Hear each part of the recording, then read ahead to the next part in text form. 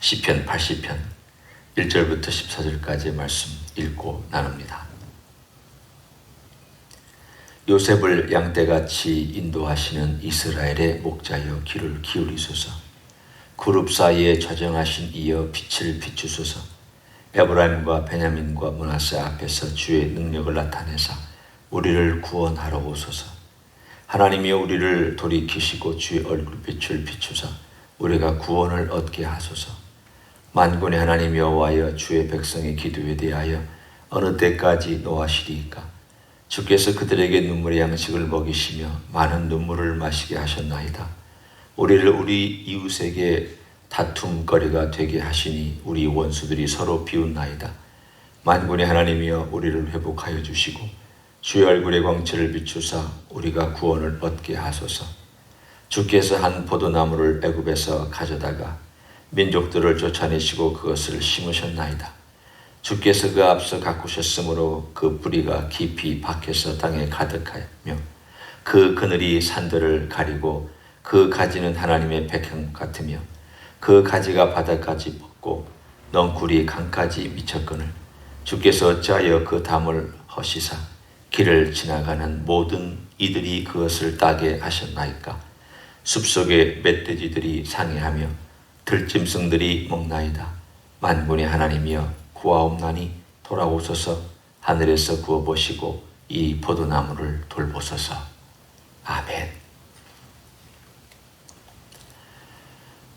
오늘 본문에 보면 에브라임, 베냐민, 그리고 므낫세 이렇게 우리가 이 세 지파가 바로 우리가 알고 있는 요셉과 베냐민, 둘이 엄마가 같은 형제, 그리고 북왕국과 남왕국에 걸쳐 있는 어떤 대상들을 놓고 기도하고 있구나, 이걸 알 수가 있습니다.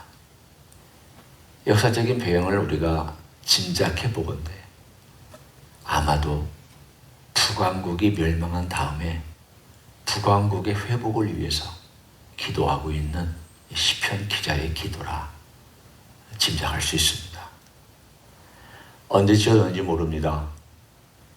북왕국이 멸망하고 아직은 남쪽 왕국이 있을 때 지어졌는지, 아니면 남쪽 왕국도 멸망하고 이것이 지어졌는지 우리는 전혀 역사적인 상황을 짐작할 수는 없습니다.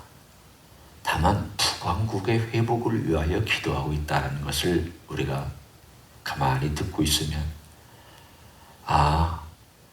우리의 주된 관심은 늘 예루살렘과 유다와 또 유대인이라고 하는 유대인들도 유다에서 온 거니까 유대인이라고 하는 거기에 있지만 이 사람들의 머릿속에는 전 12지파가 늘 마음속에 있구나 하는 걸 느낄 수가 있습니다.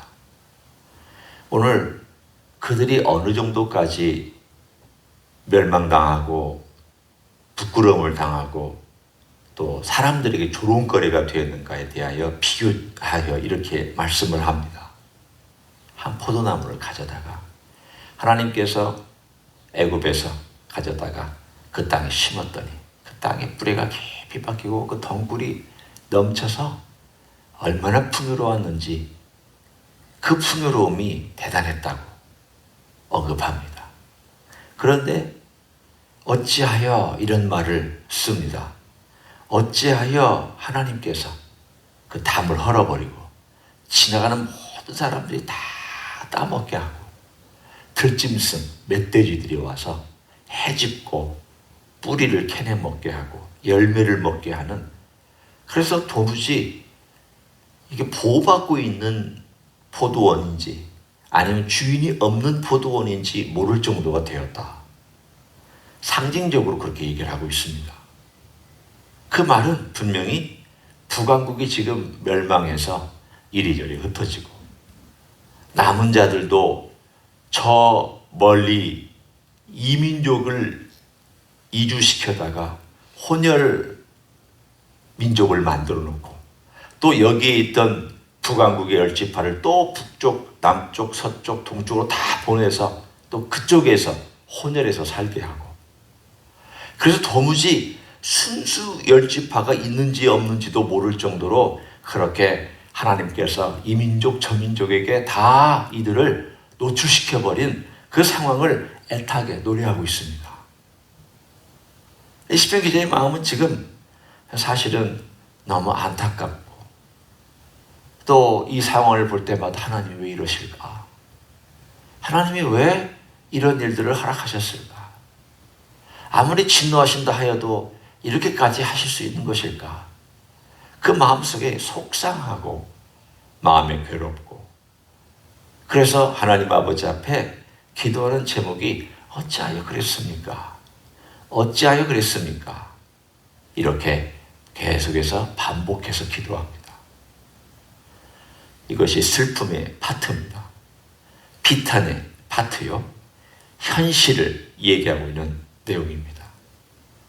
그렇지만 동시에 이 시편의 기자는 현실을 노래하고 비탄을 얘기하면서 그것에 버금가거나 그것보다 월등히 어쩐 면에서는 월등히 뛰어난 하나님의 약속과 하나님의 언약에 대하여 언급하고 있습니다.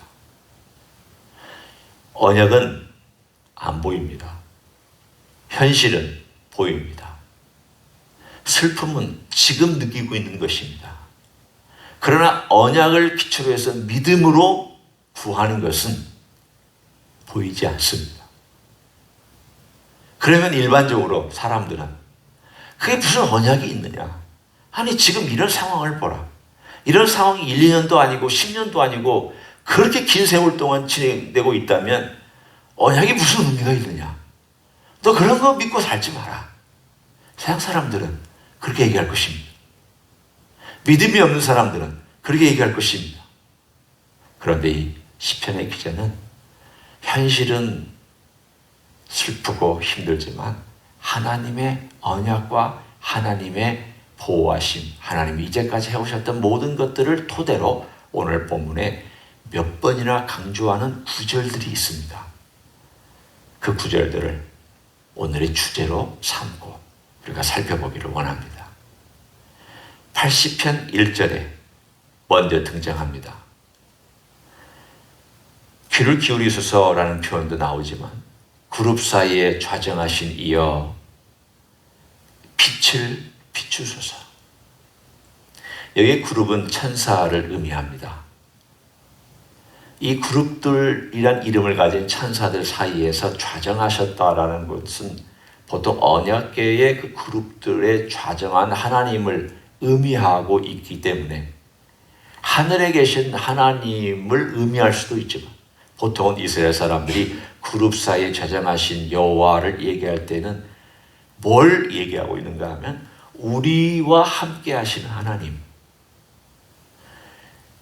그 언약궤 위에 그룹들이 천사가 날개를 이렇게 숙이고 있을 때 그 사이에 좌정하셔서 앉아 계신 하나님을 상징하고 그것을 얘기하고 있기 때문에 이 표현은 하늘에 계신 하나님이 전제 조건이지만 그러나 그 하나님께서 우리와 함께 계시고 우리를 친히 돌보시겠다라고 약속해 주신 하나님의 임재를 그는 하나님 아버지 앞에 호소하고 있습니다. 하나님께서 우리를 돌보시고 언약하셔서 내가 너와 함께하며 내가 너희들이 어느 곳에 있든지 너를 도와주며 심지어 범죄한 다음에 전 열국에 흩어질지라도 거기서 내게 구하면 내가 그들을 언젠가는 데려와서 다시 이 땅에 심을 것이다 라고 모세를 통하여 약속해 주시지 않았습니까? 하나님이 율법에 토라라고 하는 모세 오병 안에 이미 그렇게 못 박아 놓지 않았습니까?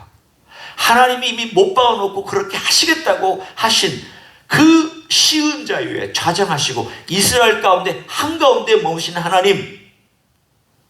하나님을 그렇게 부르고 있습니다.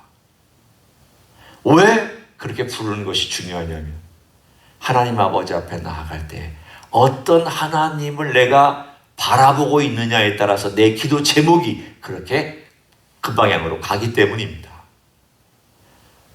만일 내가 공의의 하나님을 바라보고 있다면 우리의 기도는 공의를 위한 기도를 할 것입니다. 내가 은혜의 하나님을 부르짖고 있다면 은혜의 방향으로 기도가 펼쳐질 것입니다. 하나님의 약속에 대한 것을 얘기하고 있다면 약속을 계속 상기시켜드리는 그러한 기도를 드릴 것입니다. 오늘 여기에는 하나님과 이스라엘 백성이 언약을 맺은 그 언약에 대하여서 계속 강조하면서 하나님 잊지 말아달라고, 하나님 잊지 말아달라고, 하나님 꼭 좀 어떻게 좀 우리를 도와달라고, 이 이야기를 계속 하나님께 상기시켜드립니다. 기도는 하나님이 모르셔서 기도하는 게 아닙니다. 하나님이 잊고 계셔서 기도하는 것 아닙니다. 하나님은 우리 머리카락까지 다 세셨다고 우리 예수님 분명히 말씀하셨습니다. 참새 5이 2 아사리온에 팔리는 것까지 하나님은 다 알고 계시고 다 허락하시지 않으면 땅에 떨어지지 않는 그런 하나님입니다. 그런 하나님이면 다 알고 계시네요. 다 내가 필요한 게 뭔지 지금 다 보고 계시네요. 알고 계시죠? 보고 계시죠? 듣고 계시죠? 주관하고 계시죠? 그렇지만 왜 기도합니까? 아니 하나님의 백성인데 왜 하나님이 그룹 사이에 좌정하신 하나님 것을 몰라서 지금 여기서 언급하고 있습니까? 아닙니다. 기도는 하나님께 하나님이 알고 계심에도 불구하고 상기시켜드리는 하나님의 일을 하나님이시지 않습니까? 그 이름의 놀라운 능력과 그 이름이 가지고 있는 놀라운 성품과 그 이름이 우리에게 주실 놀라운 은혜와 선물들을 내가 계속 언급함으로 하나님께서 약속대로 구하는 것을 주시겠다고 한 그 약속을 내가 하나님께 간구함으로 받는 것입니다. 오늘 이 시편 기자의 기도는 참 어떻게 생각하면 막연하고 언제 이루어질까라고 생각되는 그런 기도입니다. 보십시오. 빛을 비추소서. 이게 몇 번이나 나오는지 한번 우리가 카운트 해봅니다. 3절에 하나님이 우리를 돌이키시고 주의 얼굴빛을 비추사. 얼굴을 비추는 것이 구원과 연결되어 있다는 것을 볼 수 있습니다. 자, 또한 7절에 만군의 하나님이 우리를 회복하여 주시고 주의 얼굴에 광채를 비추사 우리가 구원을 얻게 하소서. 얼굴 비추는 것이 구원과 회복과 관계가 있구나. 3번째 나옵니다. 그리고 19절에 봅니다. 만군의 하나님 여호와여 우리를 돌이켜 주시고 주의 얼굴의 광채를 우리에게 비추소서 우리가 구원을 얻으리이다. 구원과 관련되어 있음을 알 수 있습니다. 결국 이 시편 기자는 4번이나 1절부터 그리고 끝절 그리고 가운데 2번 4번이나 하나님 아버지 앞에 얼굴빛을 비춰주십시오. 얼굴빛을 비춰주십시오. 얼굴의 광채를 비춰주십시오. 그 얼굴빛을 비추는 게 무엇을 의미하는데 그게 다른 게 의미하는 것이 아닙니다. 얼굴빛을 가렸다는 것이나 얼굴을 돌렸다는 것은 외면하고 있다는 뜻입니다. 그냥 놔뒀다는 뜻입니다. 내 자녀지만 내 자녀가 너무 말을 안 들을 때 어떨 때는 하나님께서 놔두셔야 할 때가 있습니다. 인류가 죄로 인하여서 자기 원하는 데 살 때 하나님께서 죄에 방임하셨다고 되어 있습니다. 그것은 책임 없이 놔준 것이 아니라 그들이 결국은 너희들이 가고 싶은 대로 가봐라. 해보고 싶은 거 다 해봐라. 그리고 너희들이 그 마지막이 어딘 그리고 무엇인지를 경험해봐라. 우리가 그렇게 살았던 인생입니다. 예수님이 그런 인생을 위해서 오셨습니다. 유대인도 자기들이 하고 싶은 것까지 가봤고 여러분 종교로서 자기들이 하고 싶은 대로 한 것이 유대교입니다. 인간은 철두철미하게 자기 중심적인 종교 생활을 할 수 있습니다. 그게 유대교입니다. 철두철미하게 쾌락적인 삶을 살 수 있습니다. 그것이 이방인들의 종교입니다. 양극단은 인간이 해보고 싶은 거 다 한 것입니다. 하나님 없이 인간이 할 수 있는 것. 쾌락적인 삶, 욕망의 삶, 그리고 우상을 섬기는 삶. 하나님 없이 종교 생활을 할 수 있는 것. 내가 법을 지키고 내가 도덕과 윤리적인 삶을 살고, 내가 이걸 준수하고, 내가 의롭고, 내가 뭐든지 할 수 있는 그런 종교적인 삶. 양쪽 다 해봤습니다. 인간 다 해봤습니다.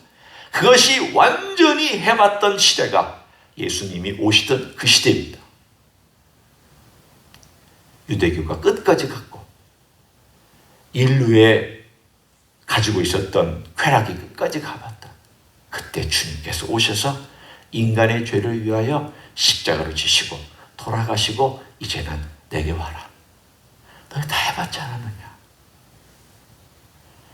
여러분, 지금 있는 사조나 지금 있는 철학이나 지금 있는 모든 생각들은 이미 2000년 전에 다 있었습니다. 모든 종교적인 생각 그때 다 있었습니다. 모든 철학적인 기본적인 것들 그때 다 있었습니다. 모든 우상들 그때 다 있었습니다. 오늘 하나님 아버지 앞에 우리가 구해야 될 것이 있다면, 하나님, 저는 안 됩니다. 저는 하면 유대인 바리새인처럼 하기 딱 쉽습니다. 아니면 제 욕망처럼 하고 살 것입니다. 유대인들 얼마나 변명 잘하고, 얼마나 자기 변호 잘하고, 얼마나 똑똑하고, 종교적으로 성경 구절 딱딱 들이대면서 자기들이 원하는 거 얼마든지 옹호하고, 얼마든지 자기를 justify 할 수 있는 철두철미한 인생들, 창세기로부터 그들이 가지고 있는 성경책 가지고 자기들의 입장을 얼마든지 옹호할 수 있는 사람들. 우리 기독교인들하고 비슷합니다. 말씀 가지고 자기 옹호하고, 기도로서 자기 옹호하고, 봉사로서 자기 옹호하고, 얼마든지 옹호할 수 있습니다. 그런데 그렇게 해봤던 인생들이 결국은 하나님을 떠나서 살았더니 그 모든 것들이 얼마나 힘들고 어려웠던가를 깨닫고 나서야, 주님, 돌아오소서, 얼굴을 비춰주소서, 불쌍히 여기소서, 제가 제 힘으로 해봤더니 아무것도 아닌 것을 알게 되었나이다.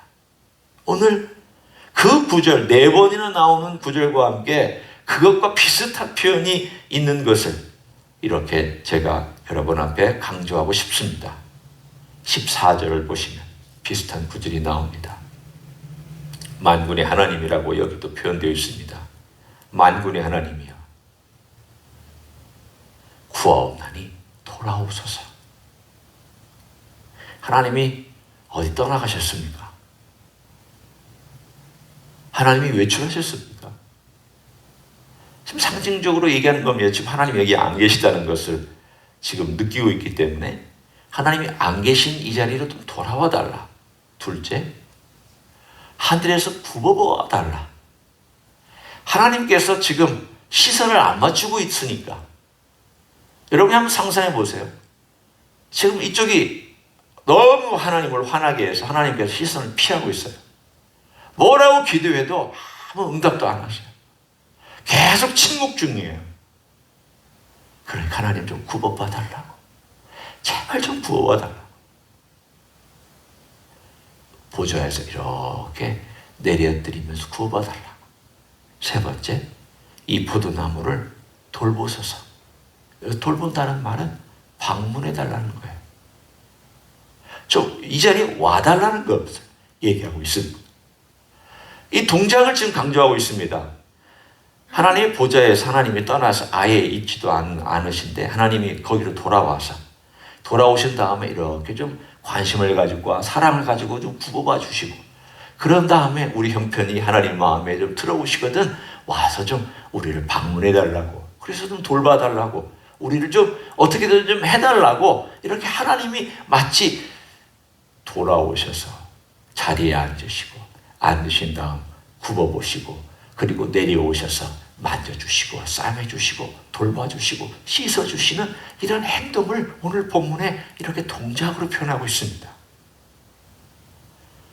마치 예수님이 하늘에서 우리에게 내려오신 것 같은 느낌을 여러분에게 들어오지 않습니까? 하늘에 계신 하나님께서 불쌍한 인간들이 방황하고 죄가 죄인지도 모르고 아니면 죄를 가리고 살고 있는 어리석은 인생들 앞에 주님께서 이 땅에 내려오셔서 굽어보신 다음 내려오셔서 친히 우리를 만나주시고 싸매주신 그 기도 제목이 마치 여기에 이 시편의 기자가 기도하고 있는 기도 제목인 것처럼 저에게는 들려지고 보여집니다. 아, 이런 기도들이 쌓여있구나. 물론 이것은 이스라엘 민족의 회복을 위해서 기도하고 있지만, 그러나 이런 기도들, 결국은 구원을 위해서 했던 모든 기도들이 켜켜이 쌓여서 어느 시점이 되니까 하나님께서 예수 그리스도를 이 땅에 보내셔서 우리의 죄를 위하여 돌아가게 하셨구나.